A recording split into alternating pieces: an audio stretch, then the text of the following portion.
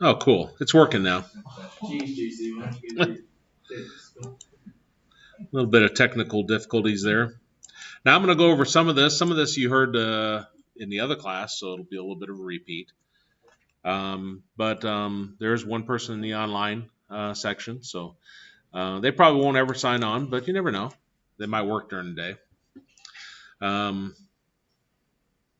We wanted to be in the position with the program that we offered it at all the different sites, whether that's at Wellington or Arc City, Mulvane, or even online. The idea behind that is we wanted to have the appropriate numbers.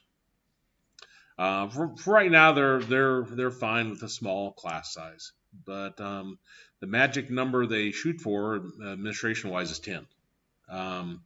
And I looked at Butler's program as a model for the early academy. His idea is you can graduate high school and you have lots of college credit to begin with, which is fantastic.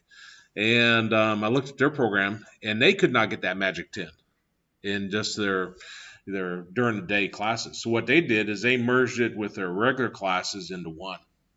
And so that's my idea here. If we have 4 or 5 students here at the Wellington Center, you have 3 online, you have 3 at Mulvane, you have 3 at Arc City. All of a sudden, we got the magic 10 to keep administration happy for the future. And if you look at some of the numbers, like the Introduction to Digital Design class, I don't think any of you are in that, are you? What is it? Introduction to Digital Design? I don't think so. No. I think it has 1 student here at the Wellington, but there's 3 online, there's 3 at Arc City, and I think 1 at Mulvane.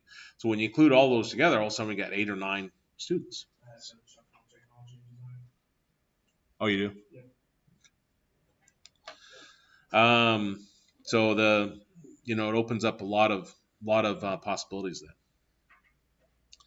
Okay, now this is cali.edu, and to log into Blackboard, you click the login, single sign in.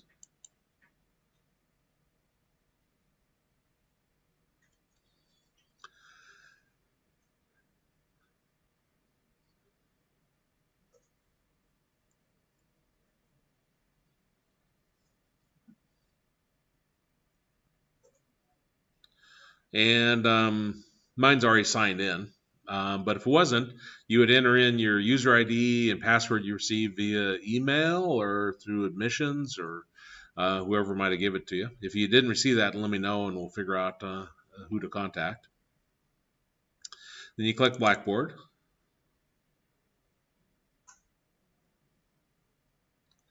I wonder if I start my video now, if it'll just destroy the recording completely. Let's see.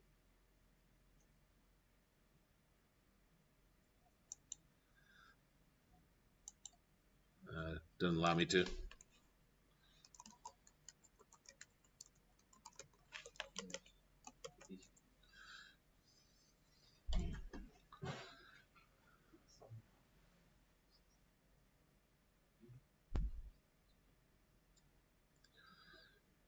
That's weird. Did it take you to? Don't you go to your sign on before you receive the Blackboard link? Yeah.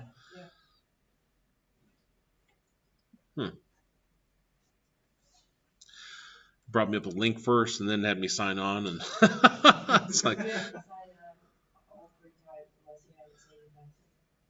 really, all 3 times? No matter which way you go, your email, your Blackboard, or your Canvas. So it's not single sign on; it's like triple sign on. That's funny. They think students are really inconvenienced having to sign on. And I suppose if you're doing it 20 times a day, then maybe it is. But if you're the average person, you maybe sign on 1 time and having to do it twice is not that huge of a deal. Unless you can't remember your password, then I suppose it is. You have to search for it. Yeah, it's funny when I say you can't remember your password in IT. Where do you think a lot of people put their passwords? Where do they put their passwords at? They're on the phone. Phone is a good place. Not the most secure, but it's a good place. Monitors, sticky notes. I put in my desk drawer. I don't do that anymore. But it used to be I'd have my desk drawer, so open my desk drawer, and see my password, and I'd type it in I used to have mine under the keyboard. Yeah. So the best way if you're looking to hack into a place is to just go visit the person's desk and put on some kind of uniform so it looks like you're official, and then go say, "Oh, I'm with IT, and we're just checking your phone," and pick up the phone. Hey, that's working, and put it back down if anybody catches you. But yeah, if you look at the monitor, look in the key under the keyboard, look in the desk drawer, you'll find it more than likely. Yeah. My dad used to work at Tyson, the chicken Oh, uh-huh. in Arkansas. And I went to the IT room whenever I went to work with them, and they just had it on a sticky note on the monitor. Yeah. That's usually the way they put passwords is like a sticky note.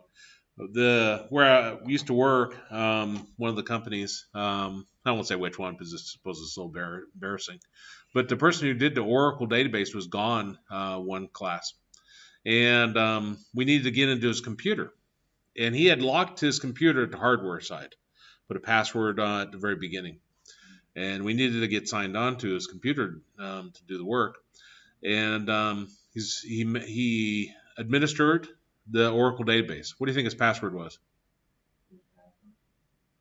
It's better than that, but not much. What's the name? Oracle. His password's Oracle. We sat there. Well, try password, and we put password in. No, that didn't work. Try Oracle. We put Oracle. We had hacked into his computer within 10 seconds.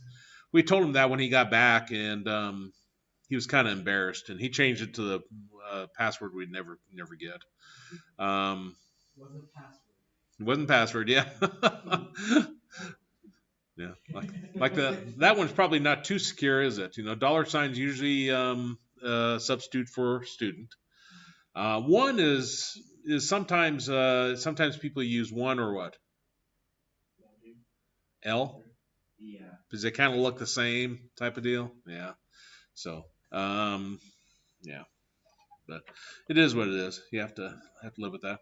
There was one Linux box at IFR that I could not sign into. I had the password. The password must have been 20, 25 characters long. Bunch of weird characters and everything. And, at signs, dollar signs, L's, ones, and so forth.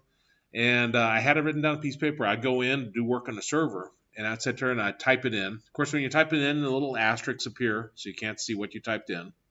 Never could type it right. I'd always have to have the networking people come in. I said, come in and type this password for me. Now, how secure is that? I had the password on a piece of paper in my hand, and I couldn't get in. And I'm actually pretty good at computers, so the idea there is you don't want people to hack into your servers and steal all of your design plans. So, okay. Now, once you get into Blackboard, you'll have a link here, and whether you're in the Wellington section or the online section, same material will be in both places. And once you get in here, course content is where you'll find information, like any videos I might create, I'll put out there. Blackboard messages, how you can send me a message. And then if I click start here, this is where the syllabus is.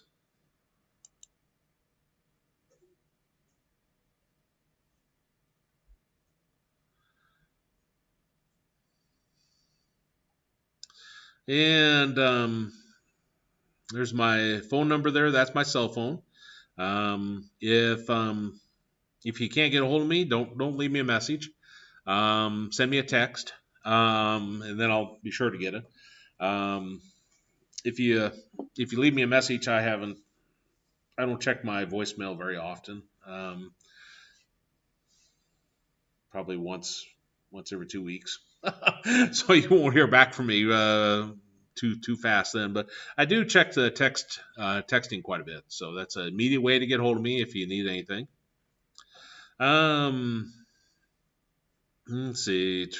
Office hours. I will be. I mentioned this in the first class, but again, for the other person, I will be in here on Fridays. After most classes, I'll be here in the afternoon. It doesn't help you very much since you're in the morning, but uh, if you need me to get on anytime at home, I'm kind of available anytime. I'll jump on and show you whatever. So let's see. Oh, and this don't forget this Friday I'll be got a dentist appointment, so I gotta make an appointment for the eye doctor here soon. So it'll be another Friday. Hopefully I can get to that. My glasses are so scratched and so muddled that yeah, it's kind of like I'm walking around in a blur, and it's just like Mr. A lot of you don't know who this is, Mr. Magoo. I know. Yeah. Yeah. He was very probably not politically correct, making fun of blind people. But his vision was very poor, and he would do all kinds of weird things. That's kind of about the way I am now when it's blurry like this. Purpose and goal of this class is to teach you to code apps on the iOS operating system. That's a lot more than what you might think, though. When you think of Android, you think of your Android phone, right? Right. What does this make you think of? iPhones, iPads. iPhones, iPads, and do Macs have apps? Yeah. They do, don't they? Because, Yeah. So it's kind of growing, and you're seeing that a little bit in the Windows side. I've been noticing. I'm not sure where it's headed yet, but on Windows 10, I think you can. Don't they even call them apps? Mhm. Yeah, you can install little apps. So I think where you're going to see, 5 years from now, is you're going to see most of the development is geared specifically to apps, developing a program that will not only run on your phone, smartphone, or it'll run on your laptop, it'll run on a tablet, and run on any device. Where I don't see the push yet is on Linux, but maybe I just haven't looked. Yeah. I haven't seen them much on Windows. Right. But I suspect it'll probably get there. So that seems to be the wave of the future is trying to develop, and that's been their goal all along. When they came up originally with programming, you had to program something very specific to what you were working with. If you were working on a mainframe, you programmed to work on a mainframe. That program you did on the mainframe did not run on a Windows computer. It did not run on a Linux computer. Nothing talked. And so that was very frustrating because you had people like we'll be using Macs here eventually. We do have MacBooks back there, but I didn't pull them out today because the networking people are figuring out why they're not talking via the internet here. You plug them in and they're not going live. I may have to figure it out if they can't figure it out. That's weird. Yeah, I've never seen anything like it before because I plugged my own in. In theory, the exact same machine you guys have, it talks just fine.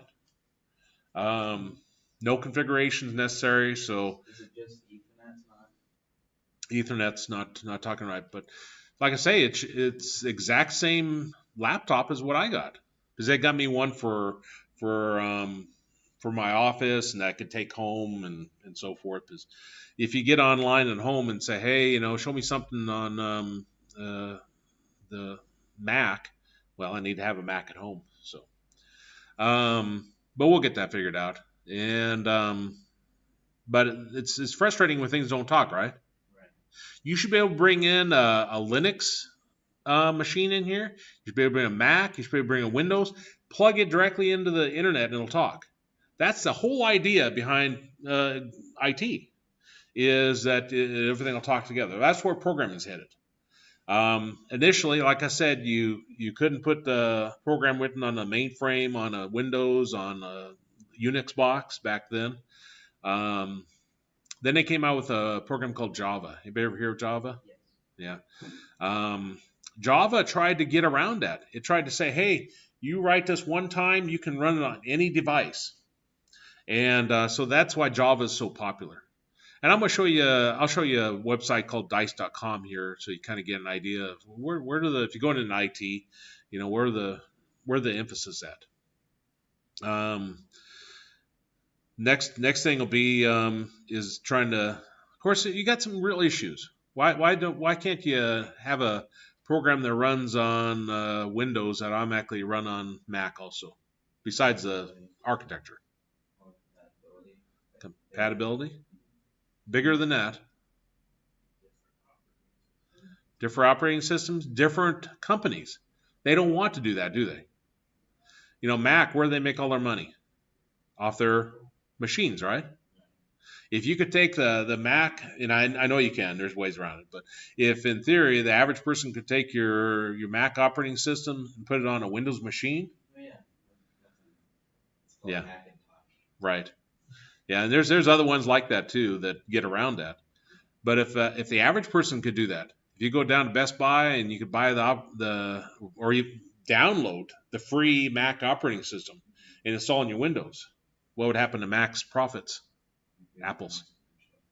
Right. It just drop. It would be out of business. And Windows, they're not very compliant either. Although you can run Windows on a Mac. There's at least a couple of different ways. Was it Boot Camp? Yeah. That's one of them. Another way is virtual machines. Virtual machines. Yeah. That's what I use quite a bit. Do you? So there's ways around, but again, the two companies do not want them to talk together. But it'll get there eventually. If you look at Visual Studio for like C# and so forth, what do they have on Macs? Mono, I think is what it is. Something Mono. Yeah. But allows you to run C# code. I never have done it. I've just read about it. So, you know, some areas are trying to be, you know, Microsoft obviously opened up their code enough to where, you know, they could do that over on a Mac. But anyway, it's a lot more than what you see right here. The Android is probably a lot more specific to not being able to necessarily run it directly on a Windows machine without some kind of emulator.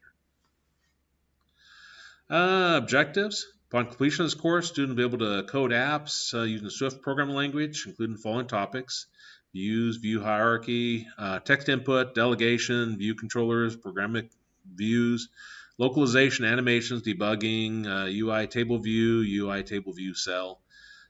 We'll just see how far we get.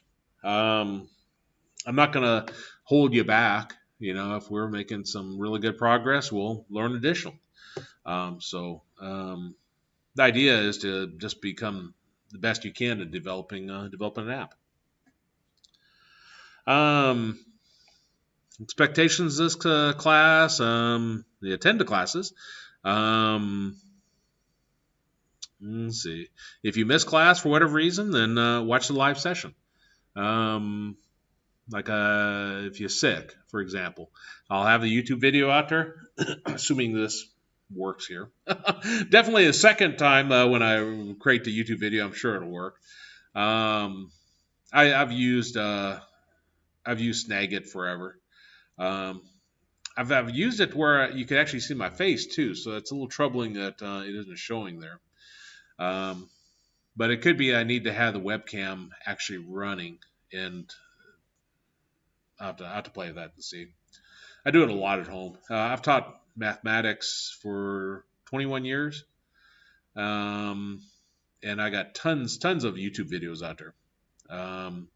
And I've taught computer science for 15 years, and I don't have as many YouTube videos on that, but I do have some.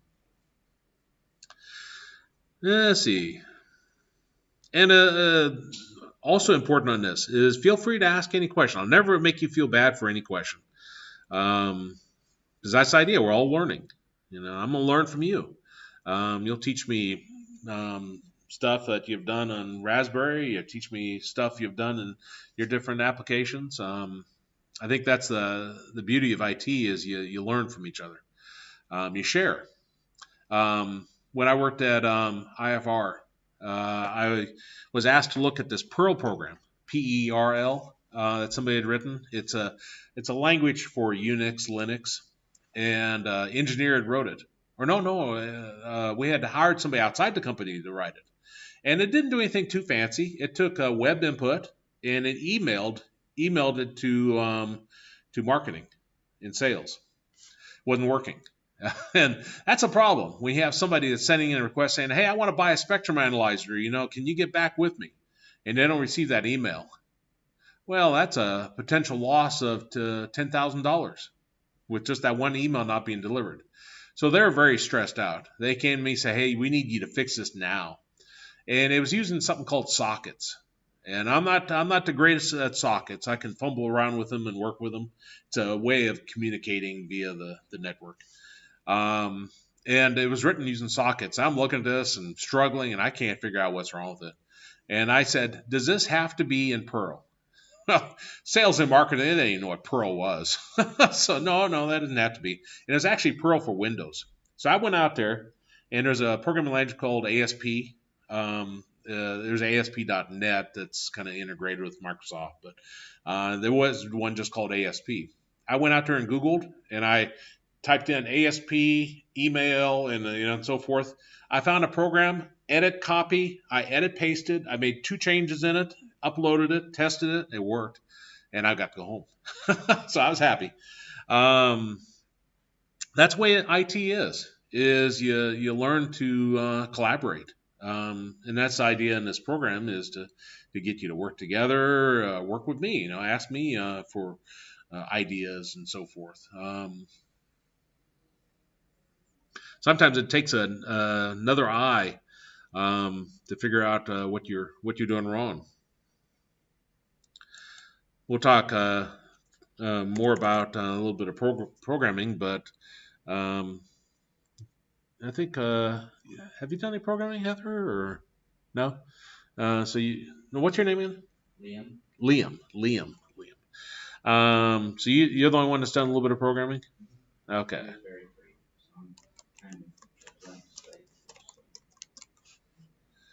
Now, if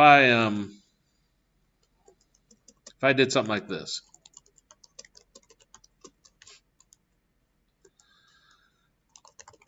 and this is just pseudocode I'm making up here. There's no particular language. And semicolon, let's say ends the command. Do you know what I did wrong there? They just had a list of instructions, and then they said for whatever particular model I had to use these different lines. This right here, there shouldn't be a semicolon there. By putting a semicolon there, it'll never work. I've run across problems like this. I've done problems like this where I've written code like that, and I'll look at it for hours.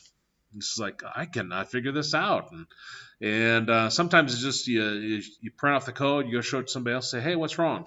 You got a semicolon here. You can't have a semicolon there. The semicolon ends that line, and so at that point it ends that for loop. We haven't talked about a for loop, so don't worry about that. But that just shows you how collaboration is important. You don't want to sit here and spend, let's say you're struggling with something. You don't want to sit there and spend 8 hours trying to figure that out.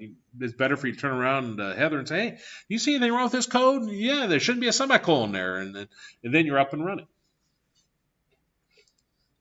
Now, you're in a math class. You can't figure out a problem. There's 20 problems. What do you do with that one problem you can't figure out? Just turn it in. Yeah, who cares, right? It's one problem. It's 1 point, maybe 2 points. Not a big deal. You're working for IT. You're working for a company. You can't figure out a software problem. Is it okay to just do that? No, it's just like they don't care. You sit there and you figure it out, and I don't. And some cases like Coke, it's like, well, you can just stay there, until you figure it out. They put a lot bigger demands on there. There was one time at Coke. I worked at Coke Industries at KOCH, but there was one time I remember where I had an issue where I couldn't get my programs to work. I went home. It wasn't a big deal. I may put an extra hour in. I worked in the financial side. If the accountants didn't have their reports, it wasn't a huge deal. They could have it the next day. There was another case they had, the crude pipeline, where they control all the aspects of the pipeline for the oil going through. And the programmers that were in that area were under a lot of stress. Because if their system was down for hours, Coke would lose millions of dollars. So if you're losing millions of dollars, you want this person to go home? No. There was one person, she actually was getting up to go use the restroom. And they asked her, "Where are you going?" And she said, "I need to go use the restroom." And they said, "No, you need to sit back down and get this fixed." They were under so much stress under that. How about medical? If you're in the programming side, or even in just the general medical side, can you just leave? No. If you're a surgeon, you have to use the restroom in the middle of operation. You don't go and leave, do you? You hold it in, and so there are some areas that are pretty high stress, high pressure. I guess you make sure you do your business before you go into surgery. I'm assuming they don't walk out and I'll be back in 5 minutes. Am I wrong, or do they? No, they don't do that. They're not allowed to. So they're not allowed to leave at all? No, they're allowed to leave if they're called in for another operation and there's someone in there who is capable of doing the job. Or you can just tell them. I know for anesthesiologists, you can tell, like, if you have an assistant with your nurse or whatever, you can tell them hold this certain, I don't know what you call it, amount of anesthesia going in to remain asleep. Mm-hmm. And then they say if they start twitching or something and they're trying to wake up, then you have to give them more, less. Oh, okay. So they just have to inform them of what to do. And if they don't, then they're liable. Interesting. I had a scope done when I turned 50. Fun time. It was a fun, enjoyable moment. I didn't think that. I was dreading it, and thinking this is the worst thing in the world when they describe what they're going to do. But they knock you out. Right. And I didn't feel a thing. And I woke up and I was flying a little bit. So it may not be enjoyable for everybody, but. I've been put under like 4 times, but mainly for my foot. I had a broken foot. Oh. Uh-huh. Yeah, I had my wisdom teeth cut out. That was the best time of my life. I woke up in the middle of the surgery, and I could feel them cutting, but I didn't care. Yeah. And that's a weird feeling. That's yeah. Anyway, collaboration is kind of the key there. Attendance, no specific policy, late work. If I know you're working on something, then I'll work with you on that. So now, if I just don't hear back from you from 2 or 3 weeks, and that's a different case. But if you say, I'm having trouble with this, or I got the flu or something like that, then, do you have children? I think you have a child, right? Yeah. If you got a child that's sick, then I understand that. Maybe times where you'll miss class, and I'll have these YouTube videos, so you really won't miss anything. So, yeah, I was going to comment on that because you guys are all 16, right? I think that just made my day. Yeah. Maybe make me feel kind of old, but Yeah, there was something that happened recently here at Cali with the underage child. Oh, really? Maybe you hear about that? I mean, in my defense, I was 16 when This was a person under 16. The Cali student was arrested. The first day, just like, and I felt so bad for the parents. because here they're sending their child off to college, and it's like, Mom, Dad, I've been arrested for you know statutory rape, and it's like, ooh. That was your first day at college. That's their first day, yeah. That might have been their second day. I don't know when Dorm Storm was. It was either Saturday or Sunday, but they had on every news yesterday or day before. I don't remember when. Yeah, that was yeah. I got bored last night, so I was looking at reading about that and so forth. You don't like that kind of publicity, but it happens. Happens every college. I don't like it. Every single college. One arrest is made on the first day. Every single one. Yeah, maybe not to that extent, but they're just you'd be shocked to know some of the things that have gone on in different colleges and frat houses. Yeah, it's just unreal. But not much usually happens at Cali. We're usually pretty laid back. I think. Yeah. That one is. Yeah, I think. I don't know. It's probably been 7 or 8 years ago in the dorms. Somebody got caught with a gun. I think they were selling drugs out of the dorm. Yeah. It's a regular thing at every college, and that's a thing of it. Yeah, I went to Fort Hays I went to Barton my first 2 years, and then my last 2 years were at Fort Hays. So. Yeah. Great school. Yeah. There's a total of 12 bars in that campus, and they're literally a walk from campus. Oh, real walk from campus? Yeah. Oh, really? Yep, bar hopping stuff. Huh. Interesting. Yeah, that's you probably don't want to know all the things that go on in the college, but Cali's really mild compared to most places. Although the Arc City campus I've heard is kind of a party town. At least my stepson had. Yeah, got in a lot of trouble down there. I would think Arc City. What are you gonna do? Yeah.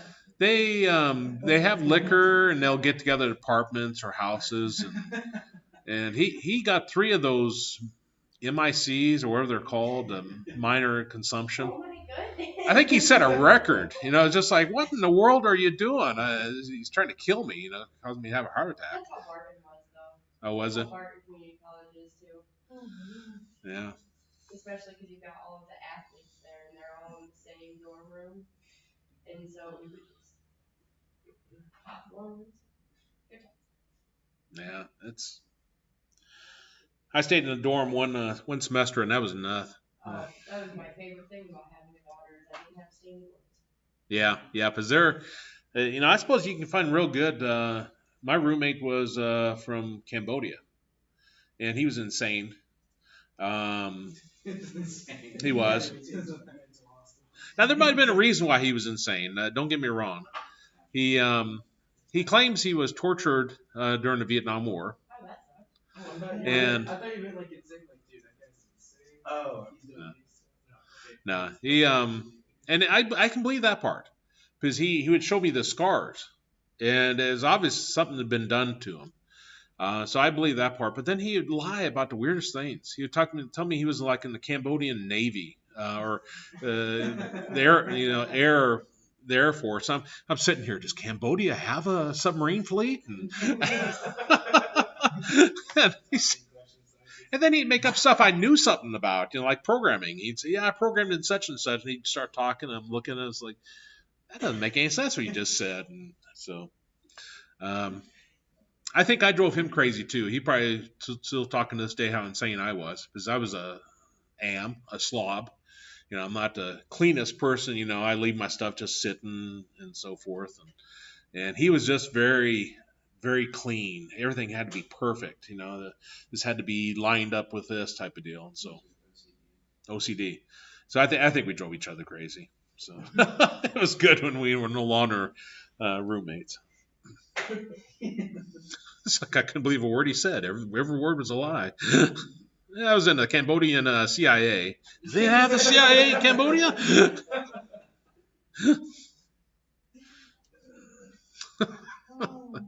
Yeah, interesting. Um, Textbook, none. Instructional material and Creative Commons resources will be used. Um, let's see. It's your responsibility to have a working computer with reliable internet access. Um, so if you don't have a Mac, which are kind of expensive, then we got the Macs here, so you'll be able to do the work here. Um, like I say, they're Friday will be kind of an open lab, so I'll be here however long you need me to be here on Friday. So if you're working on something and you need me to stay late, then I'll stay late. So How early are you willing to be here? on Friday, Yeah. how early are you talking about? 6, 7. I could be here at 7. I could be here at 7 if you want. Okay. Six? No, I wouldn't. Couldn't be here at 6. 4:30. Yeah. Hey, I'm gonna need you at 12 o'clock.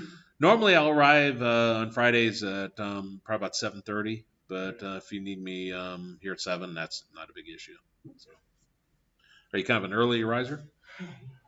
Oh, okay. Just saying how earlier we need to get up. Oh.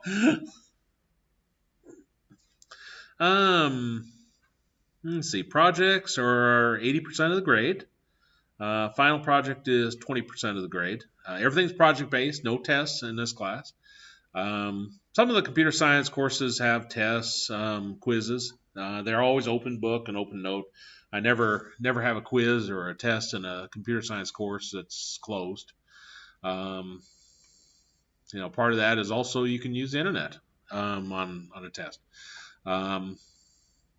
Just can't use anybody else's work. The idea there is that use your resources. Google and find answers. You saw that first class. I couldn't figure out how to do something, so I went to Google and it told me, "Hey, you were in the right place." And then I went back to the place and I saw the tabs across the top. Still didn't work. That's probably a different Google search. Why won't my change, and so forth. It's amazing how many people in computers will actually ask you questions on that. So it's like, well, have you Googled the question? There's so many answers out there. Now you have to be careful. You don't want to just willy nilly go to sites that you're not sure of. I screwed up a computer here at Cali one time. I was in the student lab at Mulvane, and I was killing time between classes. I wasn't going anyplace bad.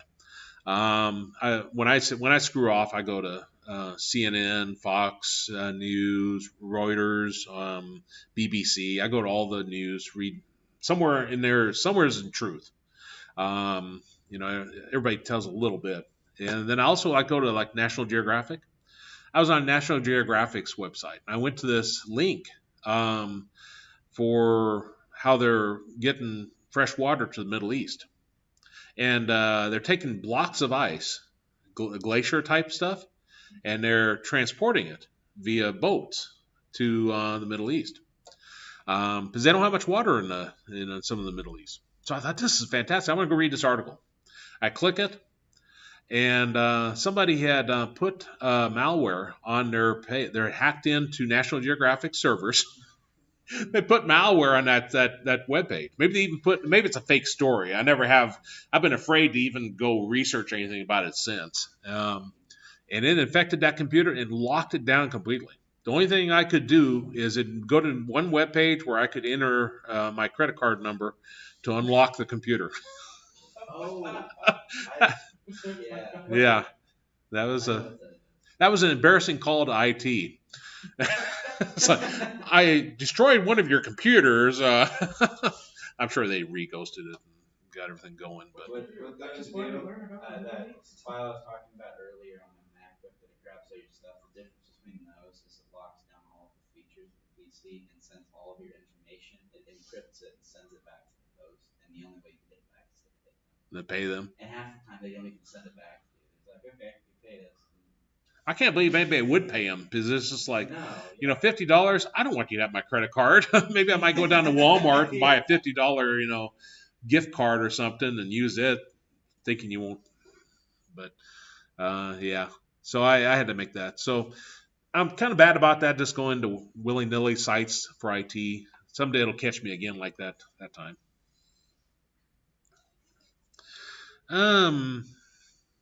Let's see. Most of the work is project-based, like I mentioned. You'll turn them in via Blackboard, following the guidelines and rubric. No final exam, but there is a final project. Extra credit, none. Tutoring, there is no tutoring in computers. So any extra help you receive in that, you get from me. So if you're struggling with something, if you're getting on at home, then I can via Zoom. You can see my desktop and everything, so we can work it out that way. Withdrawal date 11/15.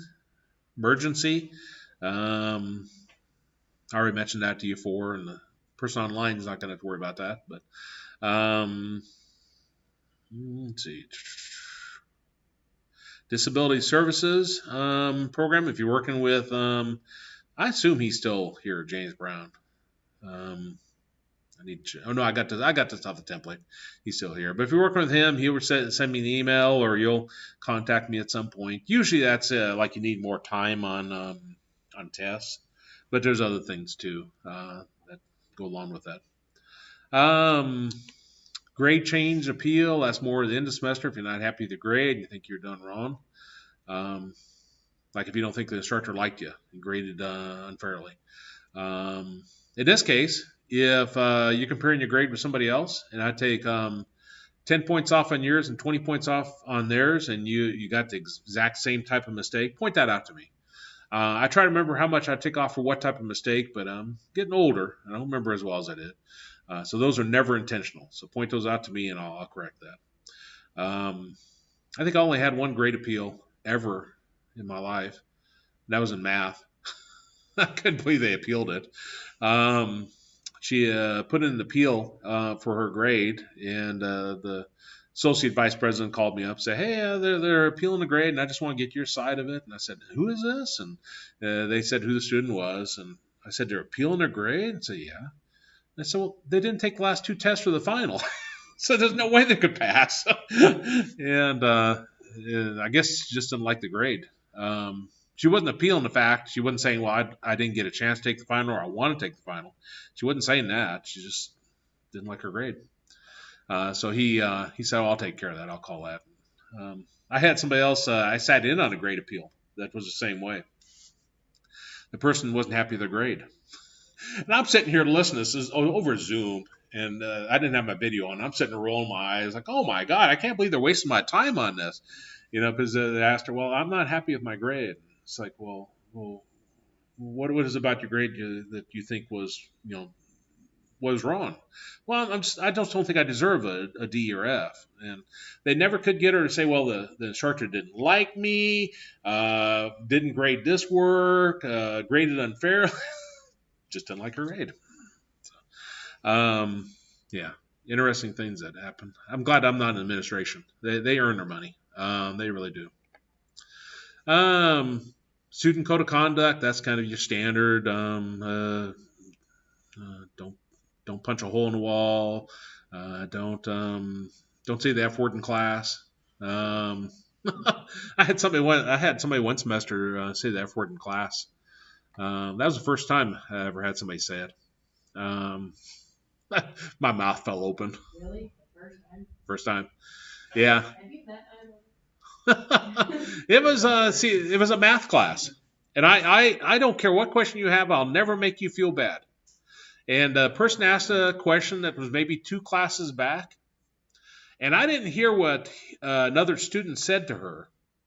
Maybe he said that's the stupidest question in the world, or I'm not sure what he said exactly.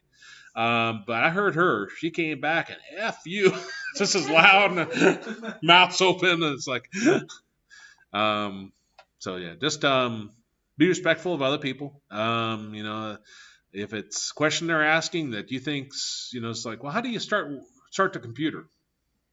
That's not a stupid question. I won't make you feel stupid for that question. I worked at Koch Industries, the KOCH, for 5 years, and there was a programmer next to us that couldn't get his computer to start, and his monitor wasn't on. He came over to our office and said, "I can't get my computer to turn on. Are you guys having trouble?" And I said, "Well, they came in and did some work over the weekend. They shut off all the computers and monitors. You need to turn the monitor on also." And so he went and turned the monitor on. That's a computer programmer, and this has been somebody that was there longer than I was. When my mom was working in IT, she actually had an instructor call her and ask her how to get to Paint, and I'm just like, bro, why are you even using Paint? For one, Yeah. for two, if you don't know where it's at, you don't need to be using it. Well, see, I'm kind of that way now, though. I'm not sure where Paint is. Yeah, but they have these wonderful things on computers now called search bars. Right. You just gotta type in the program that you want. Oh, really? See, they did away with Paint with Windows 10. I remember being bored with Hold on, they should have Paint. Yeah, Paint's still desktop. Under Windows accessories. Is there no Windows accessories? Okay. I've been going to Paint 3D, and I'm getting used to it. Yeah, It's fancier. it's pretty nice. I don't like See, if you just stuff, type though. Paint down there, it should pop up. Yep. See? Oh, it's still there. I thought they'd removed it. They took out MS Paint from like, I don't remember which one it was. I'm just Oh. angry that they come up with games like I can get the soda pop crap on my computer in Candy Crush, but they don't have Minesweeper anymore. Yeah. Oh. I think I finally reached the age where I could understand how to actually correctly play that game. Yeah. I feel really legit that I can't do it anymore. I used to just guess. That's everybody in the world. That's the only thing you can do. Yeah. I played Free Cell for most of the day on Wednesday because we were back on Wednesday here, but there was no internet, and so I couldn't install any software. So the only thing I could do on my computer is brought up for a Free Cell, and I sat there. I got actually pretty good until the networking people did show up eventually, and I say, hey, I can't get on the internet at all. And he came and did his magic and got me to the point where I can got on the internet. But I didn't realize that how dead in the water you are without the internet in terms of computers. Yeah. So that's why yesterday the speed was just killing me. By the way, if any of you three don't have the Windows Office and everything on your guys' computer at home, you can download it with your Okay. Yeah, it's free. Yep. Yeah. Welcome to being a college student. Now you get that for free instead of the $30 a month. Yeah, I'm not. See, and I just learned something from you guys. You guys told me how to find Paint. I've been using that Paint 3D and thinking, I hate this. I hate this with a passion. You just have to go to, if you go to the office website, it'll just ask you for your college email address. And you'll have access to it. Sweet. Thank you. Yeah. I didn't know. Thank you very much. Now I'm going to install a different Paint package altogether on these computers by the time you, for the Android side. Paint.net. It's a kind of a Photoshop equivalent that's fantastic. I never use Paint normally except for on a computer where that isn't installed. Photoshop. The what? Photoshop. Yeah, I'm not figuring out Photoshop. I figured out Adobe Premiere. Yeah. That's for like digital. I used to teach Photoshop, so it kind of clicks right with me. But I'm sure it doesn't anymore, though. They've changed it so much now, I probably wouldn't recognize it. That was 12 years ago when I taught Introduction to Graphic Design, or I forget what it's called. Let's see, credit there, academic code of conduct, don't cheat. You can sit there and read those. We had one person in a programming class I took that what he did is he would go from person to person and get a copy of the program and change a little bit and turn it in himself. I'm not sure why. Yeah, it's just like if you're going to do this for a living, why wouldn't you want to know how to do it? We had one guy at Koch that did that. That he didn't. I'm not sure if what he did in college, But all he did all day long was play games. Coke Industries, it took him a while to wise up to, because he was able to hide it for a while, but after about 5 months they fired him. I'm surprised it took 5 months. Yeah, Usually there's a okay. 90-day probationary period that you gotta get past. I don't I don't know. Maybe they're very tolerant on, but he'd sit there and play games. It's funny because people think they can do anything on the internet, and people aren't seeing what they're doing, or on their computer. Yeah. Everything you do can be logged if they want. A lot of company computers, the supervisor can just log in at any point in time and see everything. You can. You can Yeah. contact the internet service provider too. Yeah. Right. There is ways around it. That's what I do. You need like a static IP to change your location every 30 seconds. Right. I have one of those on my phone. Oh, really? See, at IFR, part of my role, everybody's role, is we played the Net Nanny, where we'd look where people were going on the internet. So I'd bring up the logs, and IFR was kind of cheap at that time, inexpensive. They didn't buy the good packages, so I would search through the logs for bad names. So I'd type in every bad name. I think a porn site might come up, and I'd search for it, and it'd tell me who was accessing it. And we'd go talk to the engineer or talk to the manager. And when we talked to a manager about their engineer going to these inappropriate sites, what do you think they did?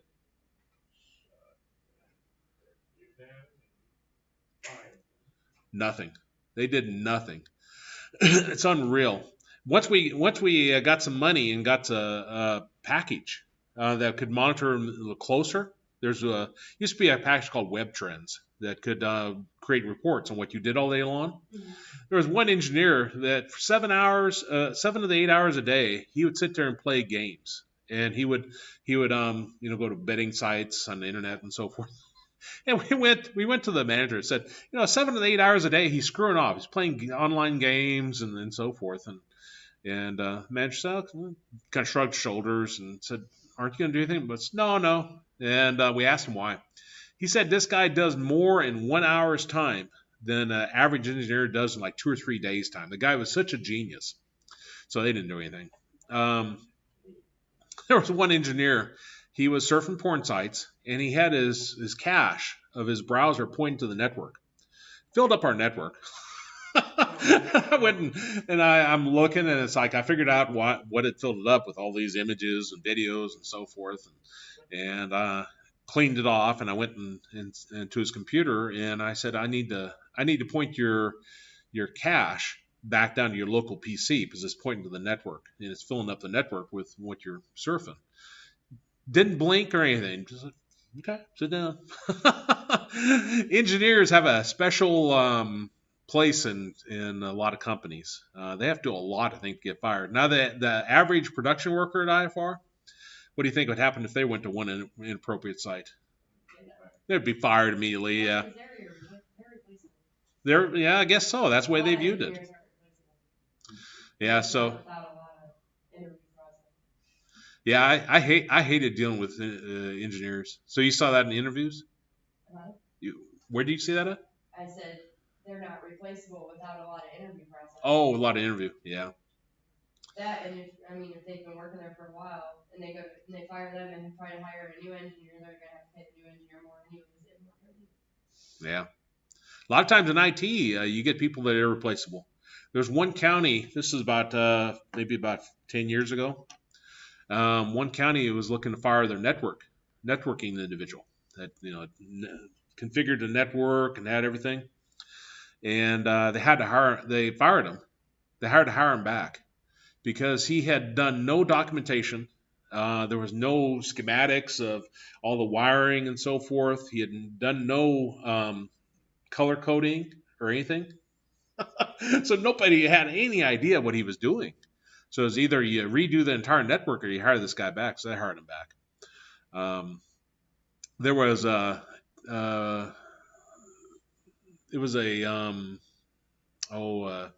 TV show back in the 70s, WKRP in Cincinnati. I'm sure nobody's ever seen that.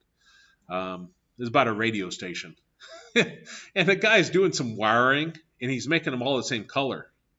And the station manager comes up to him and says, "Hey, what are you doing?" And he's like, "Well, I'm changing this wiring and so forth." And the guy said, "Well, isn't it going to be hard to tell those apart? Why don't you do different colors?" And he said, "Job security."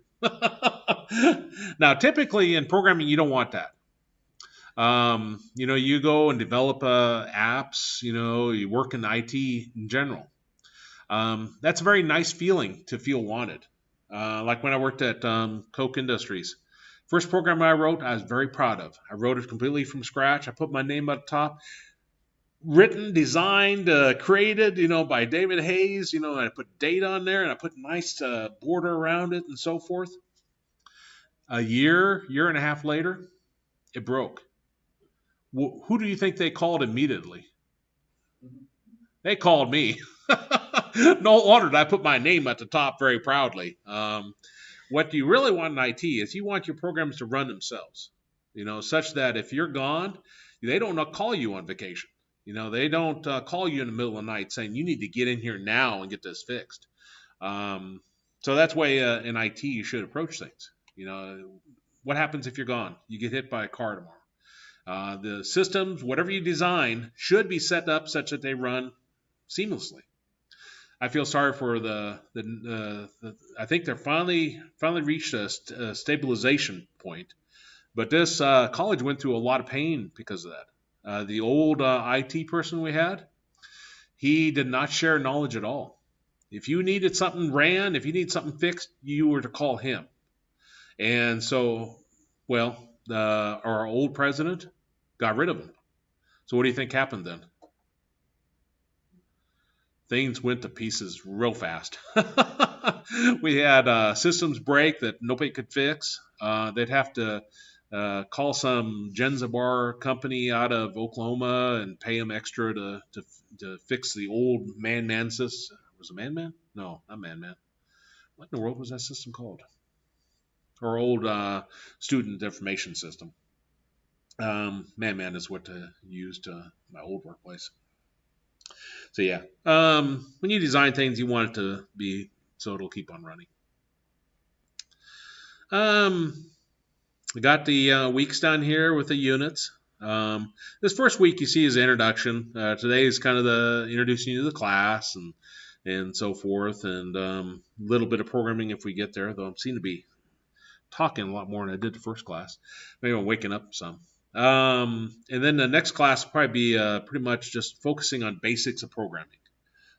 Just understanding a while loop. What is it supposed to do? And then we're going to see how to implement it actually in the software.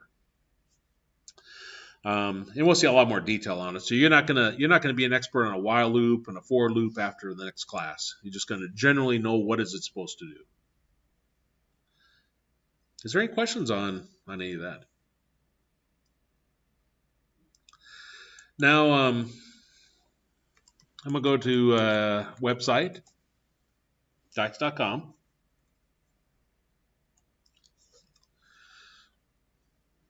Have you ever been to dice.com? No?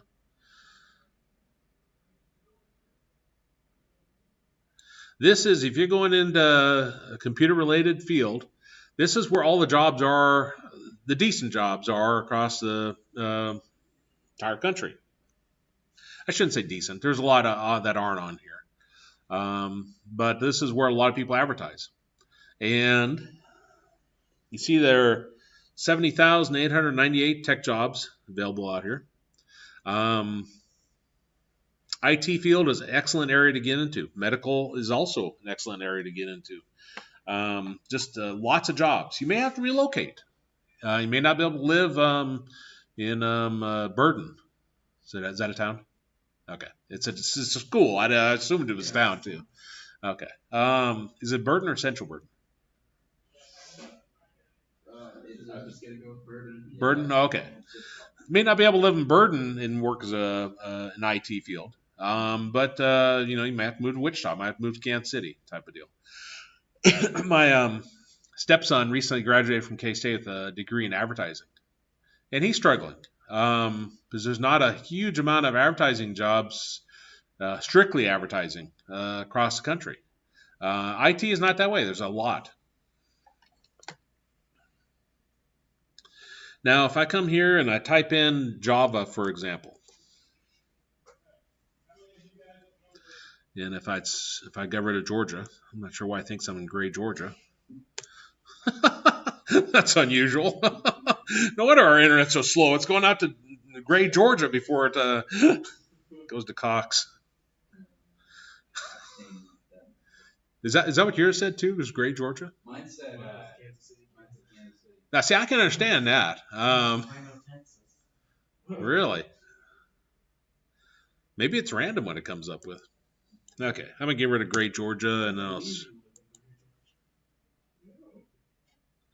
See, here's Java. There's 14,627 jobs available. Remember how I showed you that college earlier that had added Java to the program? Because Java is, I think, is the number one language now. So if you're going to go into programming, then you should know Java. Now the plus side on if you're taking the Android programming class is it's Java based. So you the same skill set you learn there, you can transfer over to whatever Java you're programming in. Now, let's see. If I enter in Visual Basic, I think that's one we're offering online. Did I enter in VBA? Visual Basic. Oh. 7,495 jobs. It's less, isn't it? It's about half as much. That college I pointed out to you that was still teaching COBOL. Let's see what COBOL is. 352 jobs. So, and you got a lot of people that have been programming in COBOL forever. So, if you did have a college that was focused on that technology, what are the chances you're going to actually get a job? Non-existent, right? You'd be a snowball of chances in the hot place that you're going to actually program in COBOL. You have to be careful in education. I've always approached the computer science as I don't teach what I have used in the past because I know I can learn. I teach what people need to know for the current. So I'm out here constantly. I'm going out here and seeing what are people interested in and so forth. Now, this isn't all the jobs. You won't find many animation jobs out here, game development. The networking jobs, to be honest, I don't know where those are at. Because if I enter in CompTIA,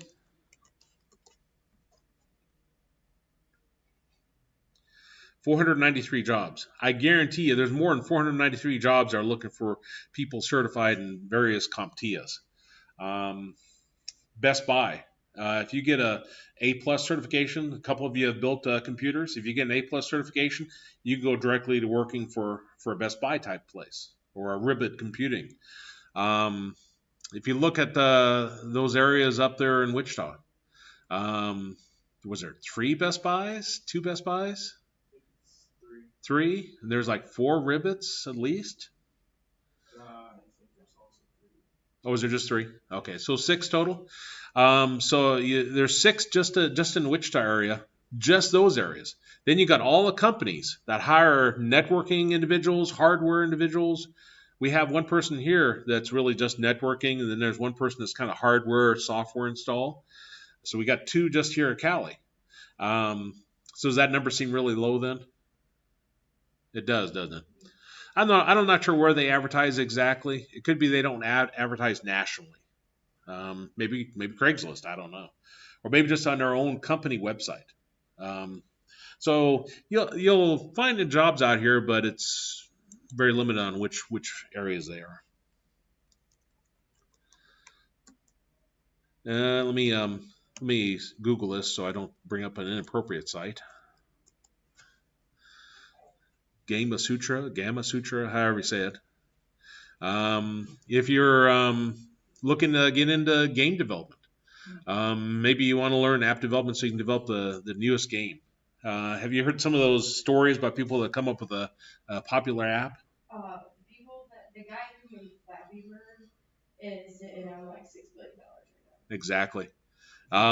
And so you can take your programming skills. You take both classes. You can take that, and if you have, and that's part I really lack. If you're a creative type person and you combine that with your tech skills, you can do wonders with very little. now. My brother made an iOS app, and he brings in over $86,000 a year.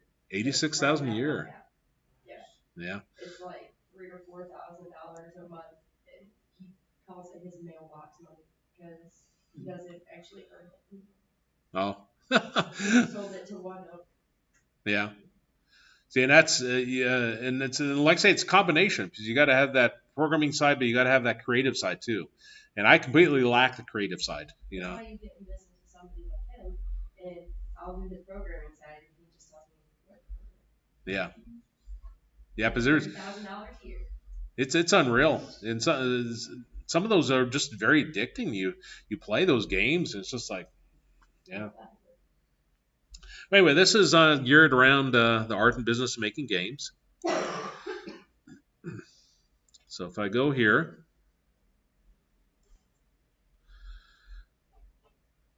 this has job ads out here, so you can see what they're looking for.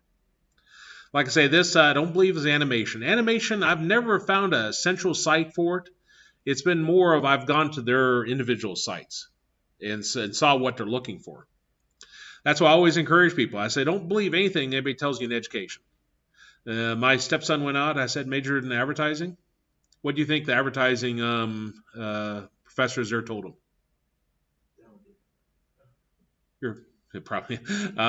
They told me you set. He said, you get this, you'll have no problem getting a job. You think he's having troubles? He is. Don't trust what people say in education. Research it yourself. Go out there and see what jobs are available. Go out to different websites and see what they're looking for. For David Hayes to sit there and tell you need to have Java, you need to have VBA, you need to have Linux, and so forth, verify that and go out and see. Let's see. Game career guide. They've redone this. Augmented reality game. Do you see the jobs? Now I was looking at the fundamentally we're building an MMO designing the walk. Oh, there. Yeah, I was just close that. Here's the jobs, latest jobs.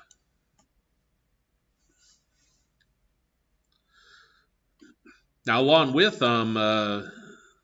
game development, is a lot of animation. So they create various animations, and then they incorporate those in the games. I love playing. I've got back into playing Call of Duty. I can't remember which one I play. It's off the PS3. I should know I play it all the time. It's I swear it's like third one. What? My first Black Ops is Yeah, Black Ops 3 is on a PlayStation 3 as well, but it's not as good as PlayStation 4 or Xbox One or PC. Yeah, I'm too cheap. And it looks better because they got that high resolution type shit. I'll say both of them. Yeah, I have that too. Now I searched for animation jobs, and here's 20 jobs. You did say you were going into animation, right? Or are you thinking about it? So like here, I would want to go and see what they're interested in. Like if I wanted to be a associate cinematic artist. Telltale game. Telltale. That's cool. And these are actually, these are industry areas. That's a big. You know, they let's see. Because the platform for PC, Windows, PlayStation 4, and Xbox One. That's cool. See, Unity. See, if I was going to go apply with them, I'd want Unity on my resume in some way. Yeah. Maya. You know, I'd probably want Maya or other 3D medium. See, here we're in the afternoon. I know that isn't good for you guys because you're in high school.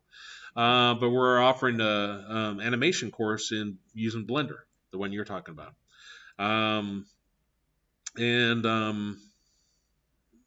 You know, Maya or other 3D medium. So the Blender account for that. passion for making adventure games. Well, that's more of your interview, right? Now this one's looking for previous game or film experience along the filming side. Then I'd want to go find a website if there is one specific to that and see what exactly they're looking for. Don't trust what people say. Go out there, research it yourself. It's worth the time. It really is. And you're going to just Heather, just software development, right? So dice.com is probably the best for that. So, and I have no clue about medical career builder.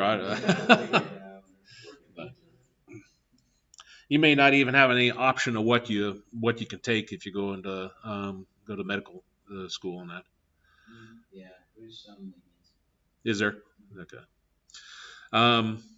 But anyway, this is what I was trying to find for my stepson is a site devoted to advertising jobs. I never could find that, but I think because there's so few. I think he's gonna have to pick up some other courses or maybe go into something that's more marketing based.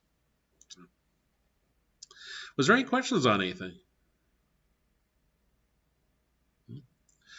Well, the class goes to 10:50.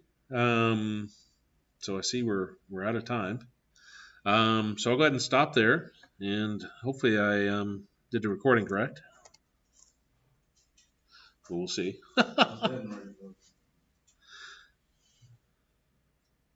If not, I'll have it working by the time we actually start coding.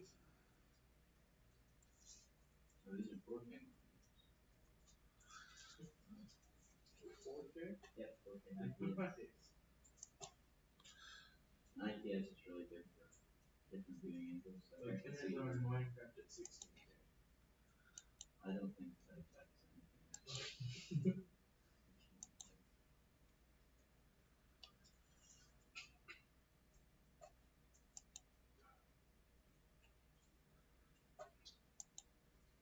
I think this is the finger pressing.